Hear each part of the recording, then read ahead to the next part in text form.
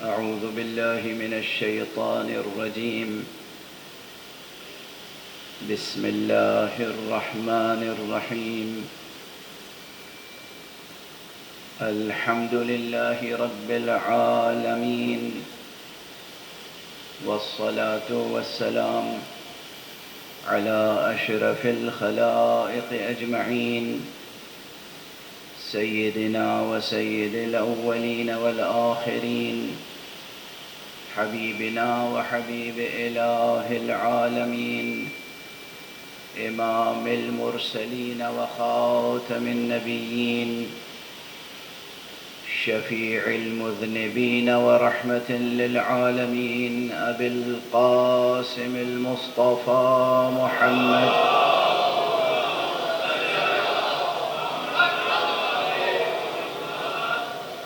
وعلى أهل بيته الطيبين الطاهرين الهداة المهديين المعصومين المظلومين، واللعنة الدائمة على أعداء الحق والدين.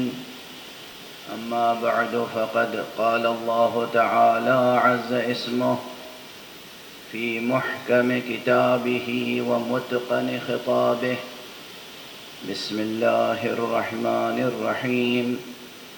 هو الذي أنزل عليك الكتاب منه آيات محكمات هن أم الكتاب وأخر متشابهات، فأما الذين في قلوبهم زيغ فيتبعون ما تشابه منه ابتغاء الفتنة وابتغاء تأويله، وما يعلم تأويله إلا الله، والراسخون في العلم يقولون آمنا به كل من عند ربنا وما يذكر إلا أولو الألباب. صدق الله العلي العظيم.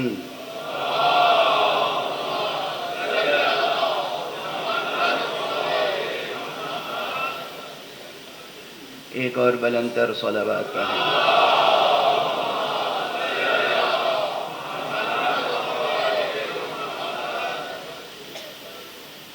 یہ طے کر لیں کہ جب بھی صلوات پڑھیں گے بطور خاص مجلس عزا میں یا مومنین کی بزم میں تو اتنی بلند آواز سے پڑھیں گے کہ آسمانوں تک آواز پہنچ جائے.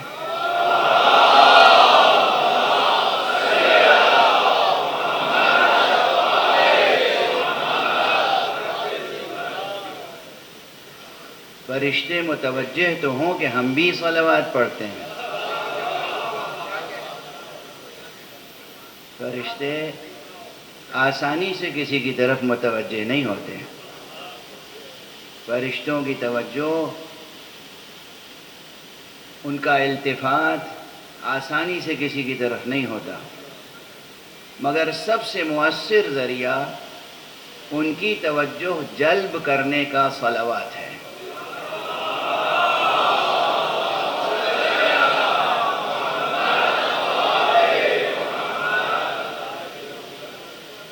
پروردگار آپ کو، آپ تمام حضرات کو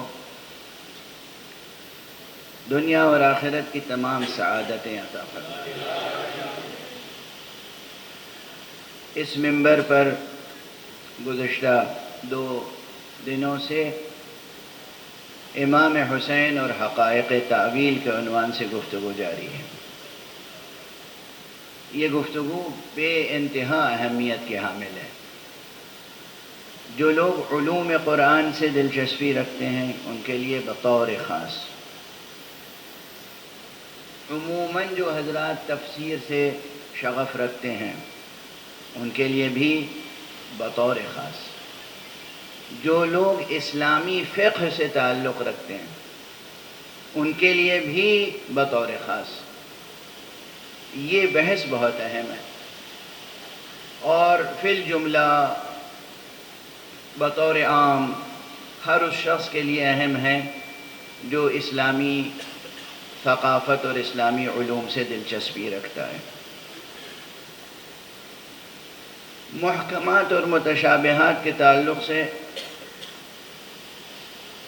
ابھی تعریف کا مرحلہ بھی مکمل نہیں ہوا ہے کہ محکم سے کیا مراد ہے اور متشابہ سے کیا مراد ہے۔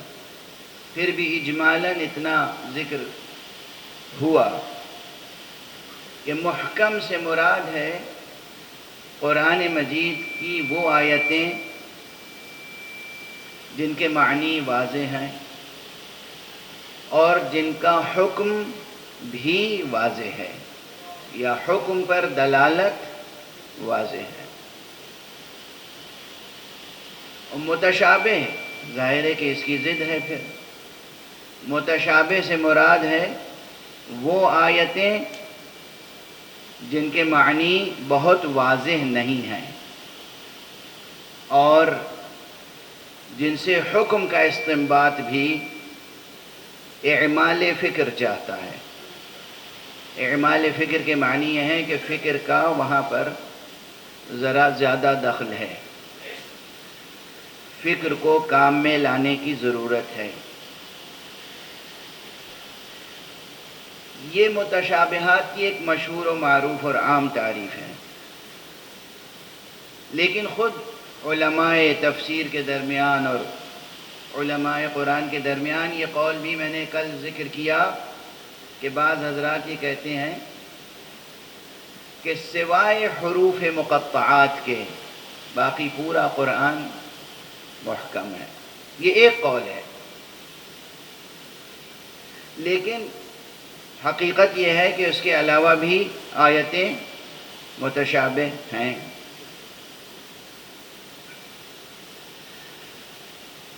خود قرآن مجید میں بعض مقامات پر ایسی آیتیں ہیں جن سے عام ذہن یہ استفادہ کرتا ہے کہ پورا قرآن محکم ہے،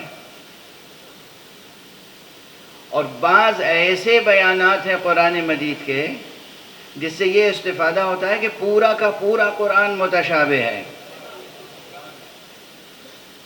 بس یہ اشارات کر رہا ہوں تاکہ اندازہ ہو کہ آخر کسی بھی علم میں تعلیمی اور علمی اور تحقیقی مشکلیں کیا ہوتی ہیں مختلف مراحل میں، کہ آخر یہ ایک مسئلہ ہے تو کیوں مسئلہ ہے۔ تو اب آپ دیکھیں کہ ایک قول یہ ہوا کہ پورا قرآن متشابہ ہے، ایک قول یہ ہوا کہ پورا قرآن محکم ہے، ایک قول یہ ہے کہ کچھ آیتیں محکم ہیں کچھ آیتیں متشابہ ہیں۔ محکم یہ کلمہ آیا کہاں سے ہے؟ ہے کاف میم، اس روٹ ورڈ میں کون سی معنویت پوشیدہ ہے؟ جب آپ کوئی بنیاد رکھتے ہیں مضبوط تو کیا کہتے ہیں اسے؟ بڑی محکم بنیاد رکھی ہے۔ یہ جو آپ اپنی زبان میں بھی کہتے ہیں بڑی محکم بنیاد رکھی ہے، یہ الفاظ عربی کے ہیں اور اس میں عربی میں بھی جو معنی مستعمل ہیں وہی اردو میں آئے ہیں۔ اتفاق سے یہاں کوئی بہت بڑی تبدیلی نہیں ہوئی ہے، ورنہ بہت سے ایسے الفاظ ہیں جن کے عربی میں معنی کچھ اور ہیں اور اردو میں معنی کچھ اور ہیں۔ لیکن جب آپ کہتے ہیں ہم نے بڑی محکم بنیاد رکھی ہے، یعنی مضبوط بنیاد رکھی ہے، یعنی اس بنیاد کو کوئی ہلا نہیں سکتا، اس بنیاد پر اٹھنے والی عمارت کو کوئی آسانی سے گرا نہیں سکتا۔ تو محکم میں احکام کا مفہوم موجود ہے۔ احکام یعنی مضبوطی۔ جب کوئی استدلال ہوتا ہے علمی یا کوئی اور عمل ہوتا ہے تو اس کے لیے بھی محکم کے بجائے کلمہ اور استعمال، بڑا مستحکم بیان ہے۔ یہ مستحکم کا کلمہ بھی اسی روٹ ورڈ سے نکلا ہے، وہ باب استفعال سے استحکام۔ استحکام کے کیا معنی ہوں گے؟ استحکام کے معنی یہ ہوں گے کہ کسی چیز میں مضبوطی پیدا کرنا۔ محکم یعنی مضبوط، مستحکم یعنی وہ جس میں مضبوطی پیدا کر دی گئی ہے۔ تو بنیاد محکم بھی کہلا سکتی ہے اور بنیاد مستحکم بھی کہلا سکتی ہے۔ اب یہ محل استعمال ہے، کس کی زبان پر کون سی ترکیبیں رواں ہیں، کون کس طریقے سے بولتا ہے۔ قرآن مجید کے بارے میں اس آیت کریمہ میں حق سبحانہ و تعالیٰ نے کیا فرمایا؟ هو الذی انزل علیک الکتاب، وہی وہ پروردگار ہے جس نے اے حبیب، اے پیغمبر، آپ کے اوپر کتاب نازل کی ہے۔ منہ آیات محکمات، اس میں سے، اسی کتاب میں سے کچھ آیتیں ہیں جو محکم ہیں۔ تو اب یہ آیت جو ہے خود حکم بن جائے گی ان مضامین کے تعلق سے جن مضامین کی مدد لے کر لوگ کہتے ہیں پوری کتاب محکم ہے یا پوری کتاب متشابہ۔ نہیں، خود یہاں بیان موجود ہے کہ اس میں محکم اور متشابہ کا فرق تو ہے آیتوں میں۔ اب جس لحاظ سے پورے قرآن کو محکم کہا گیا وہ لحاظ اور ہے، جس لحاظ سے پورے قرآن کو متشابہ کہا گیا وہ زاویہ نگاہ کچھ اور ہے۔ اب آپ نے ملاحظہ فرمایا کہ زاویہ نظر کی تبدیلی سے تعریف بھی بدل جاتی ہے، حیثیت بھی بدل جاتی ہے۔ یہ علمی مسائل ہیں، یہ حکیمانہ مسائل ہیں، یہ سائنسی مسائل ہیں۔ اب وہ ذہن کو قریب لانے کے لیے عرض کر دوں کہ آبزرور کی پوزیشن اگر بدل جائے تو حقیقت جو ہے وہ بدلی ہوئی نظر آتی ہے یا نہیں؟ دور کا جو آبجیکٹ ہے وہ بہت چھوٹا نظر آتا ہے حالانکہ وہ بہت بڑا ہے، وہ آبزرور کی پوزیشن کی وجہ سے۔ قریب رکھی ہوئی چیز بڑی نظر آتی ہے، آبزرور کی پوزیشن۔ زاویہ نظر بدل جائے، زاویہ نگاہ بدل جائے تو شے کی حیثیت بدل سکتی ہے یا بدلی ہوئی معلوم ہو سکتی ہے۔ بہت نزاکتیں ہیں اس میں، لیکن اتنا ثابت ہے کہ قرآن مجید میں کچھ آیتیں محکم ہیں، کچھ آیتیں متشابہ ہیں۔ متشابہ کا کلمہ کہاں سے آیا؟ متشابہ کا کلمہ اصلاً شبہ سے آیا ہے، شین بے ہے۔ اب یہ شبہ ہی سے ایک لفظ اور نکلا ہے نا، شبیہ۔ عربی کی تو یہی خوبی ہے کہ اس میں ایک روٹ ورڈ سے، بار بار میں عرض کرتا ہوں، ایک پورا شجر سایہ دار پیدا ہو جاتا ہے الفاظ کا۔ شبہ، تشبیہ، شبیہ، اسی سے اشتباہ بھی ہو جاتا ہے، اسی سے متشابہ بھی ہو جاتا ہے۔ تو یہ معلوم ہوا کہ یہ لفظ نکلا کہاں سے۔ اب بالکل وہ صرف نہ ہو کی کلاس تو ہے نہیں کہ میں اس انداز سے عرض کروں۔ ذہن کو قریب کرنے کے لیے کچھ الفاظ میں نے عرض کر دیے کہ اس سب کا روٹ ورڈ ایک ہے، شین بے ہے۔ بڑی ہے نہیں، چھوٹی ہے۔ اب دیکھیے اردو میں بڑی ہے اور چھوٹی ہے کرنا پڑتا ہے نا۔ اچھا، اس میں شبیہ کسے کہتے ہیں؟ جو ایک دوسرے سے مشابہ ہو۔ آپ کسی حسین کو چاند سے کیا دیتے ہیں؟ تشبیہ، یعنی وہ اس سے ملتا جلتا ہے، یہ اس سے ملتا ہے۔ تشبیہ دینے میں بھی یہ لحاظ رکھنا چاہیے کہ تشبیہ دینے والا کون ہے، اور واقعاً کس کو کس سے تشبیہ دے رہا ہے، اور تشبیہ میں کوئی حقیقت بھی ہے یا بس ادعا ہی ادعا ہے۔ اگر ادعائے محض ہے تو تشبیہ نہیں ہوگی، مبالغہ ہو جائے گا، غلو ہو جائے گا۔ اگر کچھ بھی سچائی ہے تو پھر تشبیہ مستحکم ہوگی، اس لیے کہ تشبیہ میں وجہ شبہ بھی ہونی چاہیے۔ اگر اتنی بات سمجھ میں آ گئی تو میں تیزی سے عرض کر دوں کہ متشابہ وہ آیتیں ہیں جن کا مضمون، جن کے معانی کچھ اور معانی سے ملتے جلتے ہیں، اور سوچنا پڑتا ہے کہ یہ معنی وہی تو نہیں ہے۔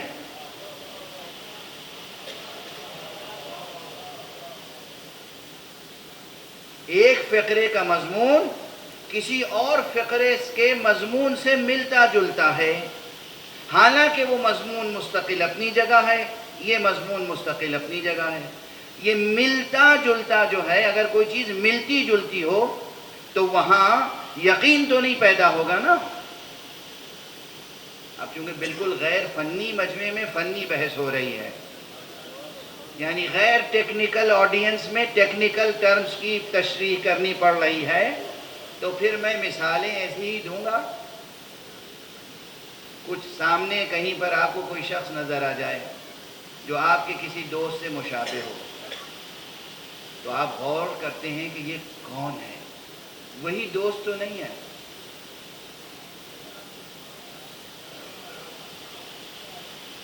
تھوڑی دیر توجہ کے بعد اگر یقین ہو گیا کہ نہیں یہ وہی دوست ہے، بات ختم ہو گئی. جو متشابہ تھا محکم ہو گیا.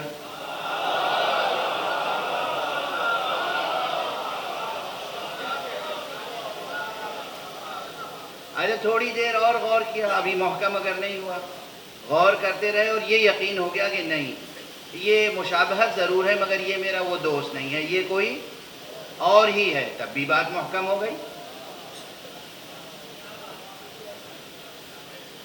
اگر کہیں ایسی صورتحال پیدا ہو گئی کہ آخر تک یہ طے نہیں کر پائے،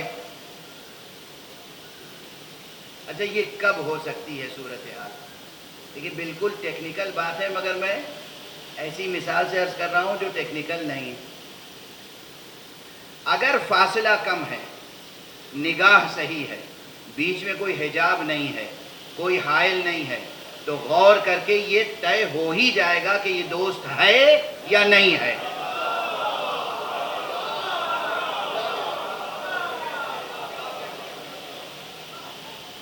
اگر حجاب نہیں ہے، فاصلہ نہیں ہے، نگاہ درست ہے،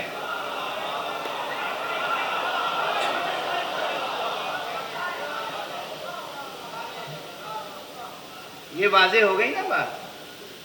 سامنے ایک میں ایئرپورٹ پہ کھڑا ہوں، بہت پرانا کوئی دوست نظر آ گیا اور شبہ ہوا دوست ہے یا نہیں. بھئی اسکول کے زمانے میں ہمارا دوست تھا، اب اس میں کچھ تبدیلی آ گئی، میری داڑھی کے بال بھی سفید ہو گئے، اس کے سر کے بال بھی سفید ہو گئے. اب سوچ رہے ہیں واقعی وہ دوست ہے یا نہیں. قریب گئے، دیکھا، اور اگر ممکن ہوا تو خطاب بھی کر لیا.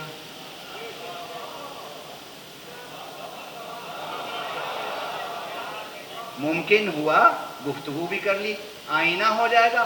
اب وہ متشابہ نہیں رہے گا، محکم ہو جائے گا. بالکل یہی صورتحال قرآن مجید کی آیتوں کی ہے. قرآن مجید کی ہر متشابہ آیت محکم ہو سکتی ہے بشرطے کہ نگاہ صحیح ہو، قرآن سے فاصلہ نہ ہو.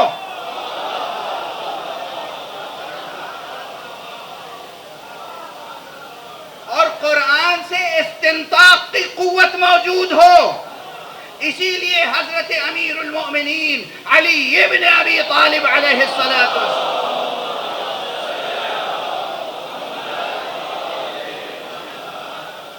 کا ارشاد گرامی ہے اور ایک سے زائد مقامات پر فرمایا ذالک القرآن فاستنطقوہ، یہ قرآن تمہارے سامنے موجود ہے، اس سے گفتگو کرو.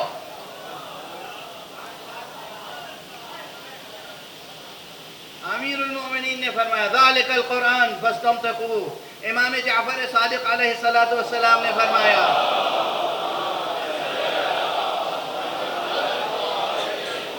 استنطق القرآن، قرآن سے گفتگو کرو. یہ گفتگو کرنے کے کیا معنی ہے؟ کیوں کہا جا رہا ہے گفتگو کرو؟ اور کون کہہ رہا ہے گفتگو کرو؟ یہ تلقین کسی اور نے کیوں نہیں کی؟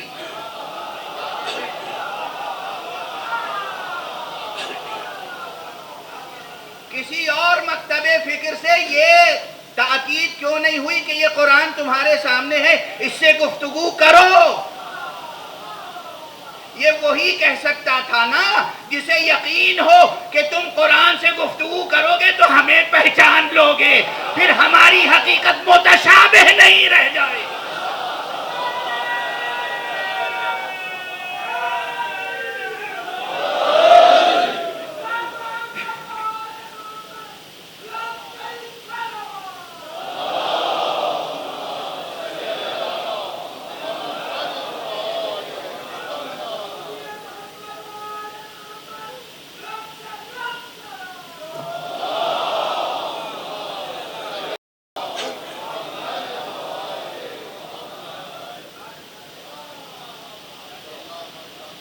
قرآن سے گفتگو کرو.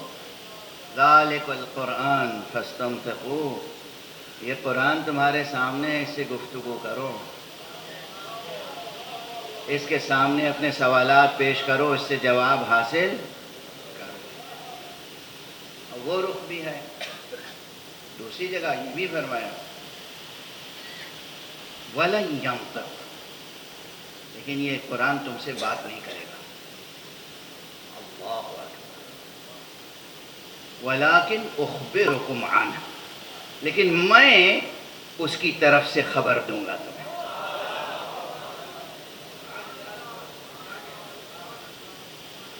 بس اب یہاں بڑی بحث کرنے کی ضرورت ہے، مگر آپ کی ذہن، یہ جو مکتب میں بیٹھتے ہیں لوگ، ان کو زیادہ سمجھانا پڑتا ہے. جو طلبہ ہیں نا، طلبہ اور پھر بعد میں یہی طلبہ علماء کہلانے لگتے ہیں. کچھ تو واقعاً علماء کے درجے پہ پہنچ جاتے ہیں، ہمارا سلام انہیں.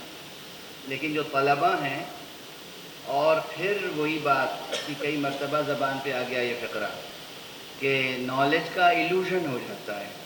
کچھ دنوں تک مدرسے میں رہنے کے بعد سمجھتے ہیں کہ پڑھ لیا ہم نے اور ہم عالم ہو گئے. یعنی زمانہ گزرنے کے ساتھ سمجھتے ہیں عالم ہو گئے. عالم ہونے کے لیے زمانہ گزرنا کوئی بڑی بنیادی اساسی شرط نہیں ہے. عالم ہونے کے لیے شرط یہ ہے کہ جوہر قابل ہو اور عطا کرنے والا کوئی استاد کامل. جوہر قابل ہو. قابل یہاں پر کیا کس معنی میں ہے؟ آپ لوگ قابل کسے کہتے ہیں؟ جو آلریڈی پڑھ لکھ کے قابل ہو گیا اسے کہتے ہیں نا. قابل اس میں فاعل ہے، یعنی قبول کرنے والا. وہ جوہر جو قبول کرنے والا ہے، فیض کو، فیضان کو، تجلی کو جو قبول کرنے والا ہے وہ ہے جوہر قابل. اور جو فیض پہنچانے والا ہے، فیض رساں، وہ ہے استاد کامل. تو اگر جوہر قابل ہے کہیں پر اور استاد کامل ہے تو انسان کم وقت میں بھی عالم ہو سکتا ہے. اور اگر یا تو جوہر قابل نہیں ہے یا استاد کامل نہیں ہے تو دونوں صورتوں میں عمریں گزر جائیں، ایک عمر کیا، دو عمر کیا، عمریں گزر جائیں، تب بھی انسان عالم نہیں ہو سکتا، جاہل کا جاہل رہے گا.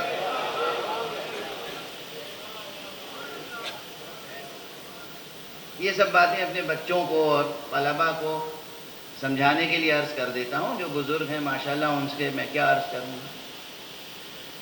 تو یہاں پر بحثیں تو بہت ہیں کہ ایک جگہ فرمایا ھذا القرآن فاستمتقوا. امام صادق علیہ السلام نے فرمایا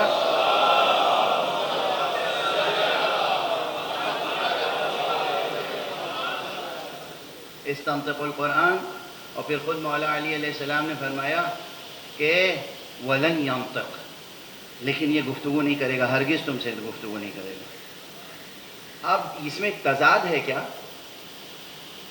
میں عرض کرتا ہوں تضاد نہیں ہے. وہ جو سامنے مجمع بیٹھا تھا نا، اس کے لحاظ سے کہا تھا کہ مگر تم سے قرآن بولے گا نہیں. وَلَكِنْ أُخْبِرُكُمْ عَنْهُ، لیکن میں اس کی طرف سے تمہیں خبر دوں گا. قرآن ہے کلام اللہ، اس کی طرف سے خبر بھی دے گا تو لسان اللہ. صلوات پڑھ دیجئے محمد وآلہ.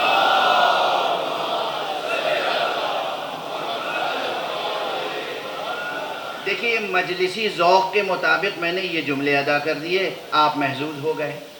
انہی جملوں کو علمی مطالب کے تحت ڈھال کے بالکل دوسرے الفاظ میں مدرسے میں عرض کیا جا سکتا ہے.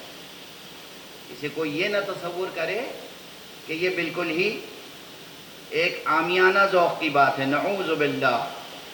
امیر المومنین علی ابن ابی طالب کے فضائل کی طرف کوئی فقرہ بھی اگر اخلاص اور توجہ سے ادا ہو تو وہ عامیانہ نہیں ہوتا. تبصرے کرنے والے متوجہ رہیں، ملتفت رہیں. اس میں ایک بڑی بحث تھی جو سمیٹ کے میں نے ممبر کے تقاضے کے مطابق یہاں اس طرح عرض کر دی. قرآن کی طرف سے خبر دیں گے تو کون؟ وہ ہستیاں خبر دیں گی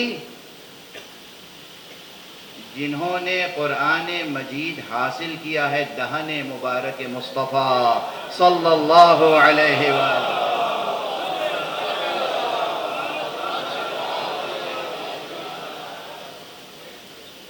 جس نے یا رسول کی زبان چوسی ہو یا وہ جس کی زبان رسول نے چوسی ہو. کل میں نے غالباً اگر حافظہ غلطی نہیں کر رہا ہے کل میں نے اسی ممبر سے یہی عرض کیا تھا امیر المؤمنین علی ابن ابی طالب علیہ السلام کی ذات گرامی وہ ہے جس کے لیے حدیث میں فقرہ ہے کہ رسول اللہ نے اپنی زبان چسائی، لیکن آقا حسین کے لیے جملہ ہے رسول اللہ حسین کی زبان چوسا کرتے تھے.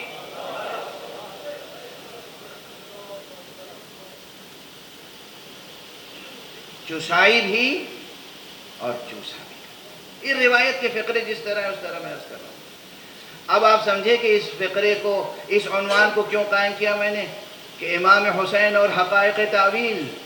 ہمیں حقائق تعویل کون بتائے گا؟ یا علی بتائیں گے، یا حسن بتائیں گے، یا حسین بتائیں گے، یا حسن اور حسین کی مادر گرامی زہرا بتائیں گی. اب دامن وقت میں اس وقت بھی گنجائش نہیں اور اس عشرے میں شاید گنجائش نہ نکل پائے کہ جہاں میں یہ عرض کر سکوں کہ قرآن مجید کی بعض آیتیں وہ ہیں جن کے باطنی اسرار اور جن کی ظاہری تفسیر بھی صرف اور صرف اور صرف جناب سیدہ طاہرہ فاطمہ بنت رسول علیہ السلام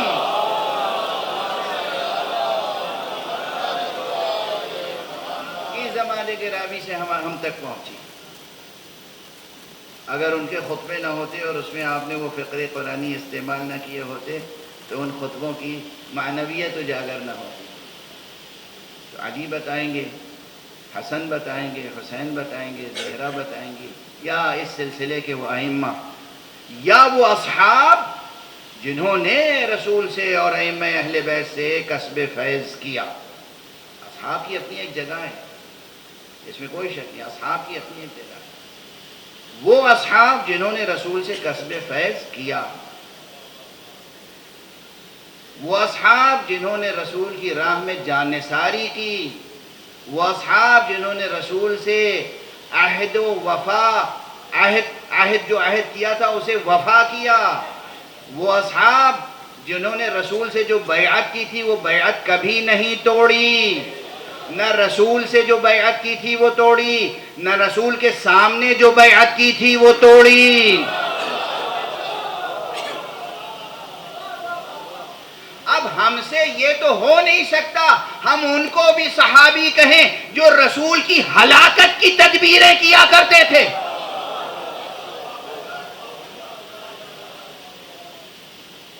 یہ لفظ اتنا مقدس ہے صحابی کا کہ ہم ان کو اس لقب سے ملقب ہی نہیں کرتے. مثلا تبوک سے آ رہے ہیں، مشہور واقعہ، اس واقعے کا کوئی انکار نہیں کر سکتا اور شروع کا واقعہ نہیں ہے، حضور علیہ السلام کی حیات طیبہ کے آخر کے برسوں کا واقعہ ہے. جنگ تبوک سے واپس آ رہے ہیں اور مدینے سے کچھ پہلے ایک گھاٹی پڑتی ہے اور اس گھاٹی کے درمیان ایک درہ ہے، ایک چھوٹا سا پتلا سا راستہ ہے اور گھاٹی بہت گہری ہے اور اس پہاڑی کے دوسری جانب چوڑا راستہ ہے. اب خلاصہ کیسے عرض کروں؟ حضور نے فرمایا کہ سارا لشکر ادھر سے جائے، میں ادھر سے چلا جاؤں گا. حضور کا فیصلہ ہے، حضور کا فیصلہ ہے. یا تو خود سب کے ساتھ ساتھ جاتے یا پھر سب کو اسی راستے سے لے جاتے. خود فرمایا تم لوگ ادھر سے چلے جاؤ، میں ادھر سے چلا جاتا ہوں. یہ رسول کا فیصلہ بعض چہروں کو پہچانوانے کے لیے تھا.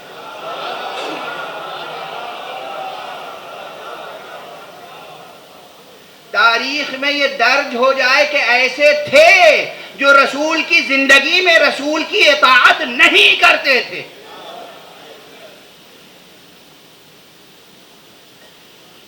حضور کی اطاعت نہیں کرتے تھے. اب کوئی بھی ہو ہم سے یہ اصرار نہ کرے کہ آپ ان کو بھی صحابی کہیے، صحابی کا احترام، صحابی کی حرمت، صحابی کی درجہ. نہ صرف یہ کہ اطاعت نہیں کی بلکہ کوشش کی کہ حضور کا ناقہ جسے کہتے ہیں بھڑک جائے اور ناقہ گھاٹی میں گر جائے اور اس کے نتیجے میں حضور کی شہادت واقع ہو جائے. جو حضور کی زندگی کے ساتھ سازشیں کرتے ہوں، حضور کی زندگی، بات حضور کی ہے. میرا سلام ہو اس شاعر پر جس نے کہا ہے کہ کی وفا تو نے محمد سے تو ہم تیرے.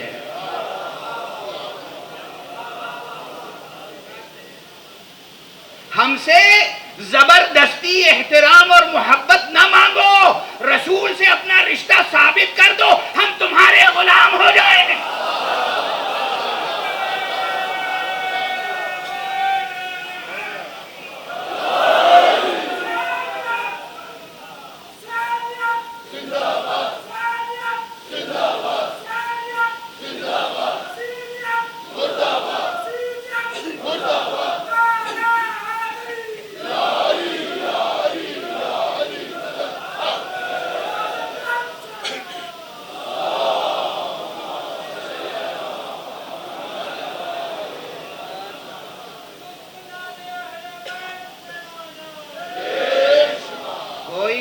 کوئی واقعہ ہو جائے تو کب تک اس کے پیچھے انویسٹیگیشن چلتی رہتی ہے پتہ ہے؟ اندازہ ہے؟ اپنے اپنے ملکوں کی عدالتوں کی تاریخ پڑھ لیجئے.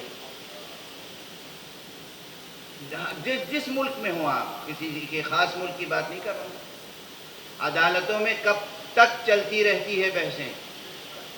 مرنے والا مر گیا، دفن ہونے والا دفن ہو گیا، شہید ہونے والا شہید ہو گیا، 50 برس گزر گئے، 100 برس گزر گئے، اس سے زیادہ وقت گزر گیا، انویسٹیگیشن ہوتی ہے، کیس چلتا رہتا ہے، بار بار کھلتا ہے بند ہوتا ہے، کھلتا ہے بند ہوتا ہے. اب یہ بتاؤ کہ رسول اللہ کے خلاف یہ سازش ثابت ہے، رسول اللہ کا ناقہ بھڑکایا گیا، رسول نے سب کو پہچانا، رسول نے حذیفہ کو نام بتایا. اب ہمیں حق ہے پوچھنے کا یا نہیں؟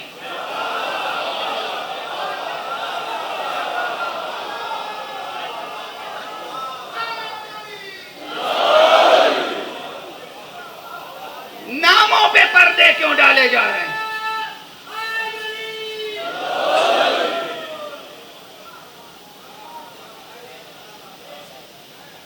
یہ بھی تاریخ کی متشابہ حقیقتیں ہیں جنہیں محکم بنانا ہوگا.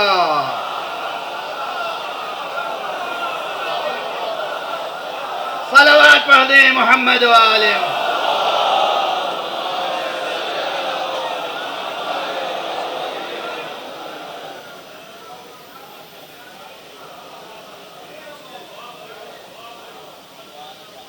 صرف قرآن ہی کی متشابہ آیتوں کو محکم بنانے کی ریاضت تھوڑی کرنی ہے.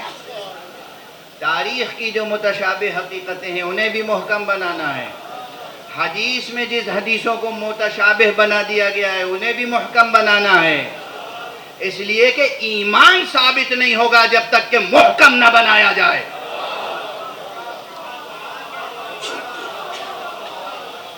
اور یا خود بنص قرآن اگر کوئی چیز متشابہ رہ بھی گئی تو اس کو کس شرط کے ساتھ قبول کریں گے کہ یہ ہے کل من عند ربنا، یہ سب ہمارے رب کی طرف سے ہے. اور اس سے پہلے کہ آمنا بھی، ہم اس سب پر ایمان لے آئے. صرف شک کی بنیاد پر انکار نہیں کیا جا سکتا. کوئی بات کسی کی نظر میں متشابہ ہے تو انکار نہیں کر سکتا، تسلیم کرنا پڑے گا، چاہے وہ آیت قرآنی ہو یا حدیث پیغمبر. اب اگر حدیث پیغمبر ہے اور اس کے معنی میں آپ کو اشتباہ ہے اور آپ کی اشتباہ کی بنیاد پر آپ اسے متشابہ سمجھ رہے ہیں تب بھی انکار نہ کیجیے گا. انکار نہ کیجیے گا. بات کو یہاں پہ روکوں، وقت تیزی سے گزر جائے گا، اگر اسی روش پہ چلا تو بہت سی باتیں آج جو بعد میں عرض کرنی ہے وہ اس وقت چھڑ جائیں گی، اور وقت کے دامن میں اتنی گنجائش نہیں ہے۔ ایک مثال عرض کر دوں یہاں کہ حقیقتیں قرآن کی متشابہ کیوں ہوتی ہیں۔ پہلے کل میں نے عرض کیا تھا کہ اتنا بلند مضمون ہو کہ وہ متشابہ ہو۔ یہ کل جو بلند کا لفظ تھا وہ آج فاصلے سے میں نے دوسری مثال دی کہ چیز اگر فاصلے پر ہو تو متشابہ ہو سکتی ہے، اور فاصلہ نہ ہو تو وہ محکم ہو سکتی ہے۔ واضح ہوئی بات۔ ایک اور سبب ہے کہ جس کی وجہ سے متشابہ ہو جاتی ہیں آیتیں، اور وہ سبب ایک دوسرے باب سے تداخل رکھتا ہے، متداخل ہے، یعنی اس کی کچھ بحثیں اس میں اور اس کی کچھ بحثیں اس میں، اس کے کچھ مسائل اس باب میں اور اس باب کے کچھ مسائل اس باب میں داخل ہیں۔ علم اصول فقہ میں ایک بحث ہے مجمل اور مبین کی، مجمل اور مبین، لفظیں سن لیا کیجیے۔ اور یہ اس لیے بھی مفید ہے، کوئی مجھ سے یہ کہے کہ صاحب محرم کی مجلسوں میں اور یہ سب حوضے کی بحثیں لے کے آپ بیٹھ جاتے ہیں، مدرسے کی بحثیں لے کے بیٹھ جاتے ہیں، اس کا کیا مقصد ہے؟ اس کا مقصد یہ ہے کہ حوضے کے فیوز و برکات پھیلیں اور ہمارے عوام ہماری علمی روایتوں سے جڑ جائیں، اور ہمارے جوان جو آج کل اب انٹرنیٹ پر ہر چیز سرچ کرتے ہیں، اگر وہ سرچ کریں تو درمیان میں خلا اور فاصلہ نہ ہو۔ اس کا مقصد یہ ہے۔ مجمل اور مبین کی اصطلاحیں بھی دو آپ سن لیں آج، اور اس کی تشریح یا تعریف معمولی سے سمجھ جائیں۔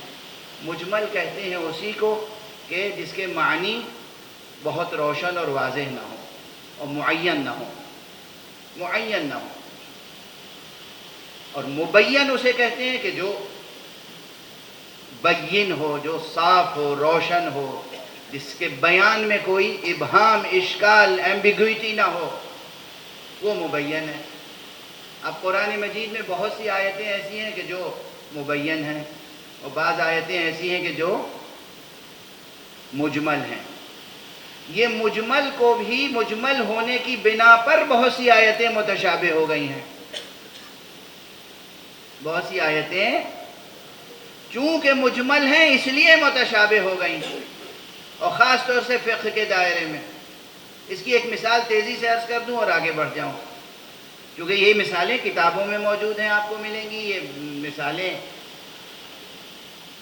مخصوص علماء کی جو بحثیں ہیں اس میں ملیں گی آپ کو۔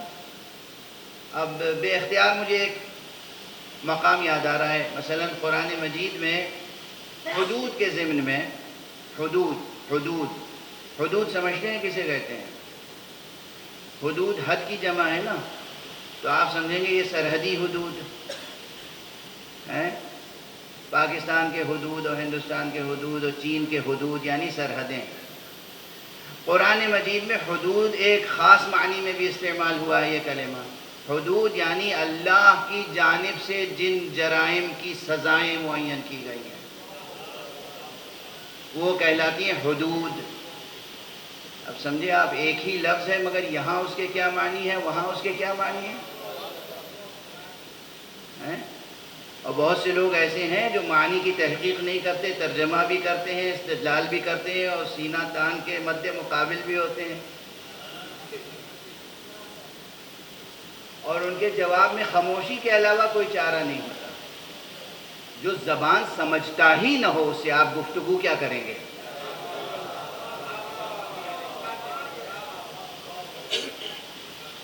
کوئی اعتراض کرے، غالباً یہاں اس مجمع میں بھی ایک بزرگوار ادیب تشریف فرما ہے، کسی کا اعتراض انہوں نے بھیجا اور کہا اس کا جواب دیجئے۔ میں نے کہا آپ تو ادیب ہیں، اہل فضل ہیں، اہل ادب ہیں، اہل علم ہیں، آپ جانتے ہیں کہ ایسے سوالوں کا تو جواب خاموشی ہے۔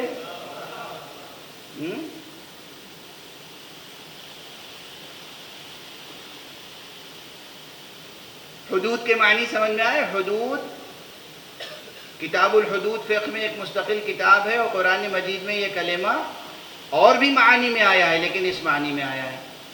اور 5 یا 6 بڑے ایسے جرائم ہیں جن کی اللہ نے خود سزا معین کر دی ہے، اور اسی کو کہتے ہیں حد شرعی، اور حد کی جمع ہے حدود۔ یہاں ٹھہر کے، جہاں تک بھی آواز جا رہی ہے، یہاں کسی نے پوچھا بھی تھا مجھ سے کہ بھئی قرآن، اس سفر میں بھی پوچھا ہے، یاد نہیں کہ کس نے پوچھا، لیکن کسی نے پوچھا کہ بھئی یہ قرآن مجید جب ہم پڑھتے ہیں تو اس میں عذاب الہی کا تذکرہ بہت ہے، غضب الہی، غیظ الہی، جہنم کا تذکرہ بہت ہے۔ اب یہ تو ایک علیحدہ موضوع ہے، لیکن خدا کی قسم، جو قرآن کی زبان سمجھتا ہو، جو قرآن کے مضامین کا احاطہ رکھتا ہو، وہ جانتا ہے کہ قرآن مجید از اول تا آخر کتاب رحمت ہے۔ شریعت قرآنیہ شریعت رحمت ہے۔ یہ کتاب و یہ شریعت لانے والا نبی رحمت ہے، بلکہ رحمت عالم ہے، اور اس نبی کو بھیجنے والا، اس کتاب کو نازل کرنے والا، اس شریعت کو بھیجنے والا وہ خدا بھی رب العالمین اور رحمان و رحیم ہے۔ اس لیے ان آیات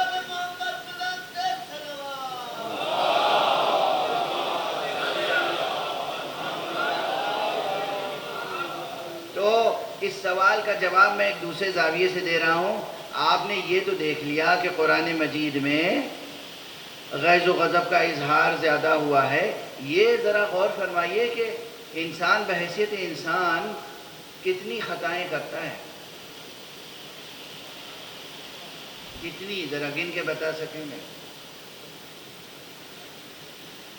غلطیاں، خطائیں، اشتباہ، کچھ بھول سے اور کچھ جان بوجھ کر، کوئی حد ہے انسان کی خطاؤں کی؟ سینکڑوں، ہزاروں، لاکھوں نہیں، کروڑوں۔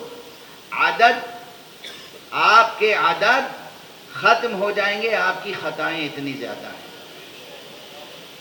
معاشرے انسانی میں جو گناہ ہوتے ہیں، جو بڑے سنگین گناہ ہوتے ہیں اور جو چھوٹے موٹے بھی گناہ ہوتے ہیں، گناہ تو گناہ ہے، خطا تو خطا ہے، پر کتنی خطائیں کرتا ہے انسان، اور کتنی خطاؤں پر اللہ نے سزا معین کی ہے؟ صرف 5 یا 6۔ کروڑوں میں آپ کی خطائیں ہیں، اور اکائی میں اللہ نے حدیں مقرر کی۔ تعزیرات ہیں اور کچھ ہیں، وہ سب چیزیں الگ ہیں، لیکن جو بڑی بڑی سزائیں اللہ نے معین کی ہیں وہ بڑے 5 یا 6 جرم ہیں۔ اس سے بڑا کمال لطف ممکن ہے؟ اس سے زیادہ اب رحمان کون ہے، رحیم کون ہے، ارحم الراحمین کون ہے، اور رحمت للعالمین کی حقیقت کیا ہے، اور قرآن کتاب رحمت کی حقیقت کیا ہے، اور شریعت سہلا اور شریعت سمحہ اور شریعت رحمانیہ اور رحیمیہ، اس کی کیا حقیقت ہے؟ سمجھ میں آ رہی ہے بات؟ کتنی بھول صبح سے شام تک ہوتی ہے، کتنی نمازیں آپ قضا کرتے ہیں۔ اب یہ ہمارے معاشرے کی بات الگ ہے کہ ایسی جگہوں پہ بھی بعض سزائیں سنا دی جاتی ہیں جہاں شریعت نے کوئی حد نہیں لگائی، تو یہ تو شریعت کے ساتھ یا قانون کے ساتھ ایک کھلواڑ ہے۔ لیکن قرآن کی روشنی میں جو حدود ہیں، وہ کتنے حدود ہیں؟ 5 یا 6۔ ان حدود میں سے ایک حد ہے چور کا ہاتھ کاٹنا۔ السارق والسارقۃ فاقطعوا ایدیہما، یہ قرآن مجید کی آیت ہے۔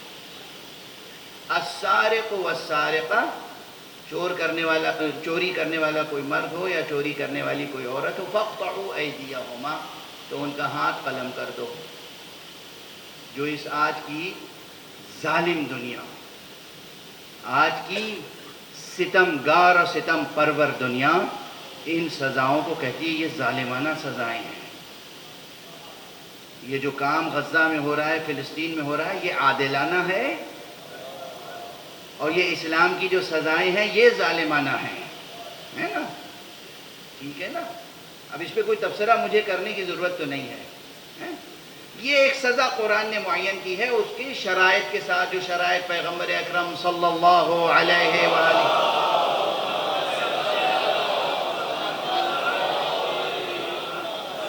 وآلہ وسلم نے بیان کر دیے، اور شریعت میں ائمہ معصومین نے، صحابہ نے، سب نے وضاحت کی کہ بھئی یہ حد جاری ہوگی تو حد جاری ہونے کے شرائط کیا ہیں۔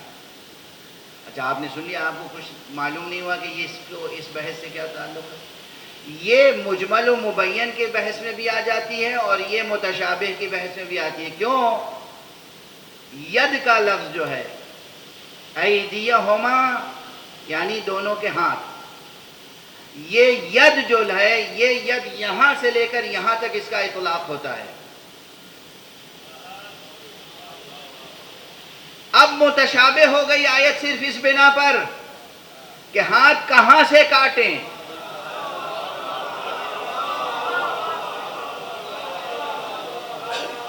اتنی انگلیاں قلم کریں، یا یہاں سے ہاتھ کاٹیں، یا یہاں سے ہاتھ کاٹیں، یا یہاں سے ہاتھ کاٹیں، کہاں سے ہاتھ کاٹیں؟ قرآن میں حکم روشن ہے، پھر بھی حکم روشن نہیں ہوا۔ اب آپ سمجھیں محکم و متشابہ کی بحث کیوں اہم ہے؟ تفسیر میں بھی، عقائد میں بھی، اور فروعی احکام میں بھی، چونکہ لفظ ید کا اطلاق یہاں سے یہاں تک ہوتا ہے، اس لیے یہ آیت بعض فقہا کے نزدیک یا اکثر کے نزدیک متشابہ ہے، جب تک کہ حدیث پیغمبر یا حدیث معصوم اور عمل پیغمبر اور عمل معصوم اور عمل متواتر صحابہ آ کر یہ روشن نہ کرے کہ اس کا اطلاق کہاں تک ہوا۔ اور یہ بات فقہ میں ایک مرتبہ مسئلہ بنی،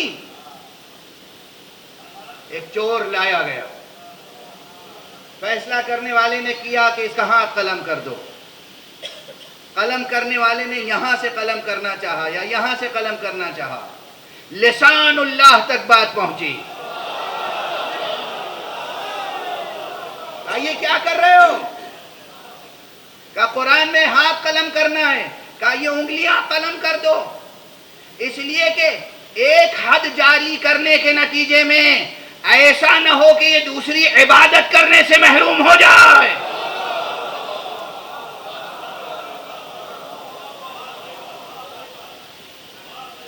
تم پورا ہاتھ کاٹ دو گے تو وضو کیسے کرے گا، مسح کیسے کرے گا؟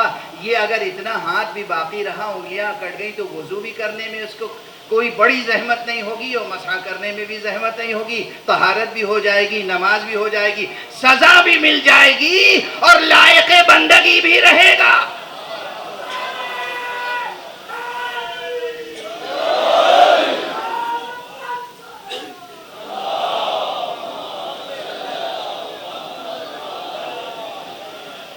اب بس ایک جملہ کہہ کے آج کی بحث کو سمیٹ دوں، اس مثال کو سامنے اگر رکھیں تو پھر یہ معنویت کھل کے سامنے آئے گی کہ امام حسین اور حقائق تعویل، یہ عنوان اس لیے رکھا گیا تاکہ یہ بات واضح ہو جائے، جہاں جہاں قرآن میں کوئی بات متشابہ نظر آئے، اس کی حقیقی تعویل اور اس کا حقیقی حکم اگر امام موجود ہے تو وہ متشابہ محکم ہو جائے گا۔ صلوات پڑھ دیں محمد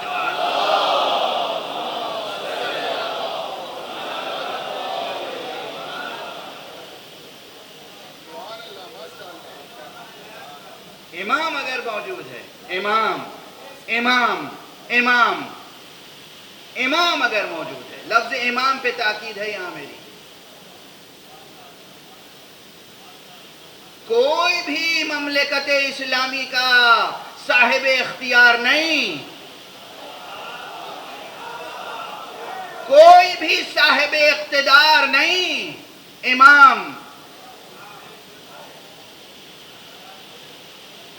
رات کی مجلس میں نے یہ عرض کیا تھا کہ لفظ امام دو شخصیتوں پہ سجتا ہے، حالانکہ تمام ہمارے جو ائمہ اہل بیت ہیں سب وہ ہیں جنہوں نے امامت کو زینت دی ہے، لیکن اس وقت ایک جملہ عرض کر رہا ہوں اس پر اضافہ۔ آقا حسین کو جو ہم امام کہتے ہیں، اور دنیا کے تمام مسلمان امام کہتے ہیں، اور جو غیر مسلم ہیں وہ بھی امام حسین کہتے ہیں۔ یہ لفظ امام حسین سے جڑ گیا ہے، یہ تاریخ کے اس مرحلے پر امام کا ظہور ہوا ہے۔ اس امام نے قیام کیا ہے تاریخ کے اس مرحلے پر جہاں مسلمان مملکت کا حکمراں الگ تھا، امامت الگ تھی۔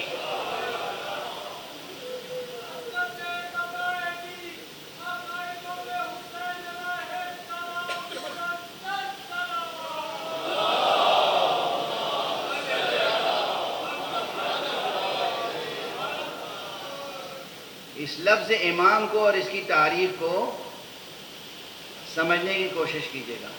امام اور امامت کی حرمت کو محفوظ رکھیے گا۔ دنیا کا کوئی ایک مسلمان یزید کو امام نہیں کہتا، اور دنیا کے تمام تر مسلمان حسین کو امام کہتے ہیں۔ اگر یہ بات سمجھ میں آ جائے تو سمجھ میں آ جائے گی کہ امامت کیا ہے اور دنیاوی حکومت و خلافت کیا ہے۔ حسین امام ہے۔ اگر دین کا کوئی مسئلہ، قرآن کی کوئی حقیقت، شریعت کی کوئی بات سمجھ میں نہ آئے تو وہ یزید حل نہیں کرے گا، حسین حل کریں گے۔ یہ حقائق تعویل ہمیں ذات گرامی سید الشہداء ابو عبداللہ الحسین سے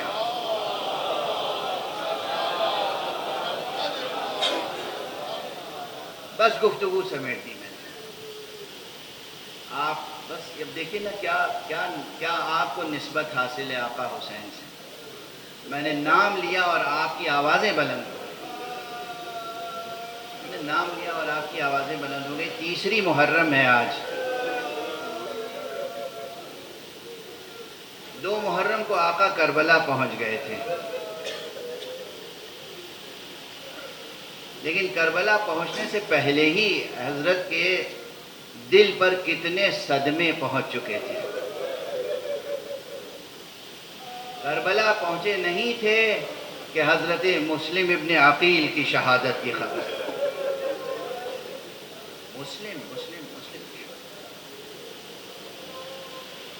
کربلا پہنچے نہیں تھے کہ حضرت قیس ابن مظہر صیدابی کی شہادت کی خبر۔ اور بھی کئی شہادتیں ہیں کربلا پہنچنے سے پہلے، لیکن جب کربلا پہنچے ہیں آقا، کل عرض کر چکا، آقا امام حسین بھی کربلا پہنچے، اور بظاہر جو یہ سمجھ رہا تھا کہ وہ لے کر کربلا آ رہا ہے، ظاہری اسباب کے تحت وہ بھی کربلا پہنچا، حر بھی کربلا پہنچا۔ میرا آج یہ چاہتا ہے کہ بس 2-3 جملے حر کے تعلق سے کہوں۔ وہ حر جس نے راستے میں آقا امام حسین کے مد مقابل آ کر آپ کو حکومت وقت کا پیغام سنایا، اور بظاہر آپ کی شان میں گستاخی کی۔ یہ گستاخی کم تھوڑی تھی کہ آقا امام حسین کے لجام فرس پہ کوئی ہاتھ ڈال دے۔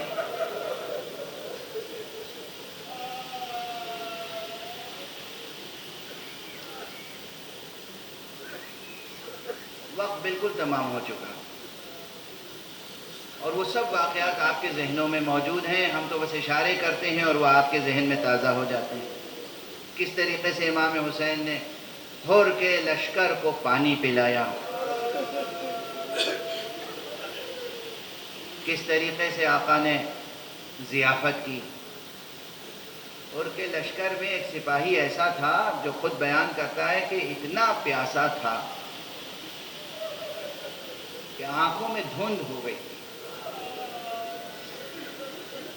اس کے قریب مشک لے کر امام حسین کے انصار کھڑے تھے، مگر اسے مشک کا دہانہ نظر نہیں آ رہا تھا کہ پانی۔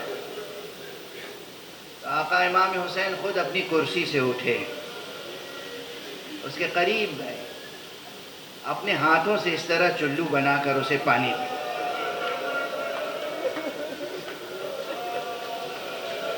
اور جب اس نے پانی پی لیا اور آنکھوں میں ٹھنڈک پیدا ہوئی اور اسے کچھ نظر آیا، اس نے اپنے ساتھی سے پوچھا یہ کون ہیں جو جا رہے ہیں ہمیں پانی پلا؟ کہا یہی تو حسین ابن علی ہیں۔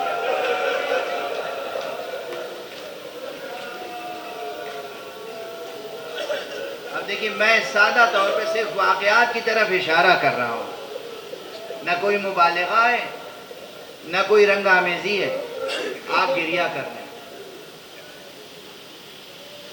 تو جس لشکر کو آقا نے پانی پلایا تھا، جس حر کو آقا نے پانی پلایا تھا، وہ بھی کربلا پہنچا ہے، آقا بھی کربلا پہنچے۔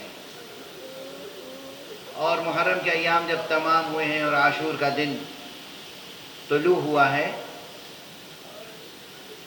تو اس حر پر چونکہ نجیب تھا، چونکہ یہ خوش گوہر تھا، بدگوہر نہ تھا، خوش گوہر تھا، تھوڑی سی معرفت رکھتا تھا، توبہ کا جذبہ پیدا ہوا۔ عام طور پر بعض حضرات وہ روایتیں پڑھتے ہیں جس میں یہ ہے کہ رات میں شب کی تاریکی میں حر آ گیا ہے آقا حسین کی طرف۔ نہیں، ایسا نہیں ہے۔ شب بھر حر نے غور و فکر میں گزارا، پوری رات غور و فکر میں گزاری، اور نہ صرف یہ کہ غور و فکر میں گزاری ہے رات، بلکہ ایک کلمہ آپ سے بھی عرض کر رہا ہوں، ایک کلمہ ہے عربی کا، بہت بہت باحرمت کلمہ ہے، مواسات کہتے ہیں اسے۔ ایک ہے مساوات اور ایک ہے مواسات۔ مواسات یہ ہے کہ کسی دوسرے کے غم میں شریک ہونا، غم میں شریک ہونا۔ یہ کوئی معمولی کام نہیں ہے، لفظ کا سن لینا اور لکھ لینا آسان ہے، عملاً کسی کے غم میں شریک ہونا یہ زندگی کا بڑا ہنر ہے، بڑا شرف ہے، بڑا اخلاقی وصف ہے۔ حر نے رات کا کھانا نہیں کھایا، پانی نہیں پیا۔ اس کے معنی ہے کہ حسین کی بھوک اور پیاس میں حسین نے کسی حد تک مواسات کا حق بھی ادا کیا۔ بار بار غلام آیا، حر کا غلام، دسترخوان بچھا ہوا ہے، سب منتظر ہیں، حر نے جیسے سنا ہی نہیں۔ جوان بیٹا جب آیا تو بیٹے کو قریب بلایا،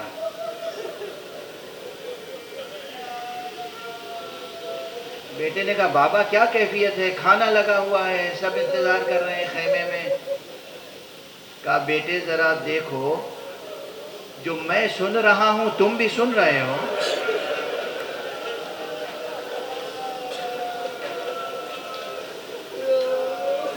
اب بیٹا سمجھ گیا، حر کا بیٹا تھا، اور آپ تڑپ جائیں گے۔ ایک جملہ صرف کہوں گا، حر کا بیٹا تھا اور اس بیٹے کا نام بھی علی تھا، علی ابن حر۔ اس علی ابن حر نے کہا بابا میں سن رہا ہوں آقا حسین کے خیمے سے بچوں کے بلک بلک کے رونے کی آواز۔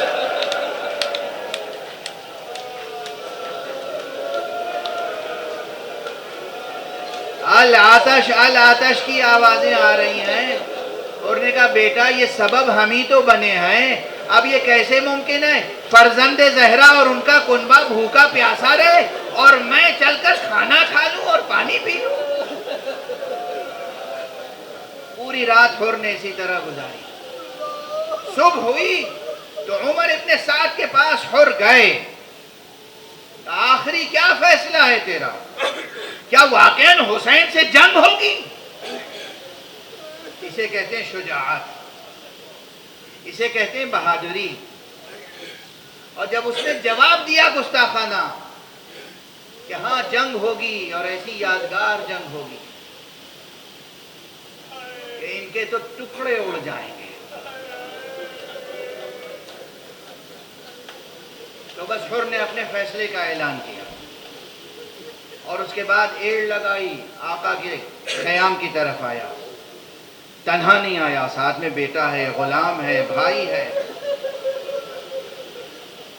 آیا اور کہتے ہیں کہ ندامت سے سر جھکا ہوا ہے، شرمندگی کا اظہار ہے، جس کا ہم اپنی زبان میں اظہار کرتے ہیں۔ آقا کی قدم بوسی کی، دست بوسی کی، عفو طلب ہوا، فرزند رسول، فرزند زہرا، کیا میری توبہ قبول ہو سکتی ہے؟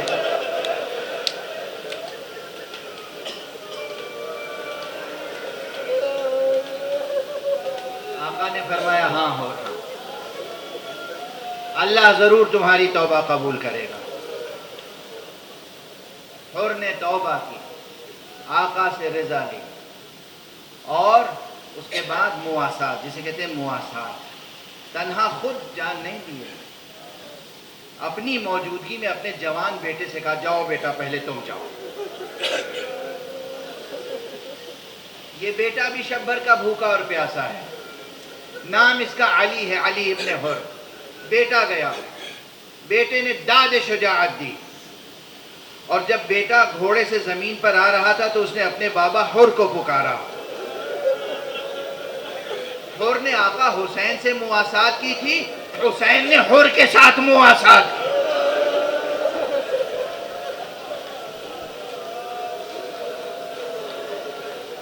جب حر پہنچا ہے بیٹے کے سرہانے، دیکھا حر سے پہلے حسین موجود۔ حر تڑپ گیا، فرزند رسول، یا ابن رسول اللہ، ارے گنہگاروں پر یہ لطف و کرم۔ کہا حر مجھے معلوم ہے بوڑھے باپ سے جوان بیٹے کا لاش۔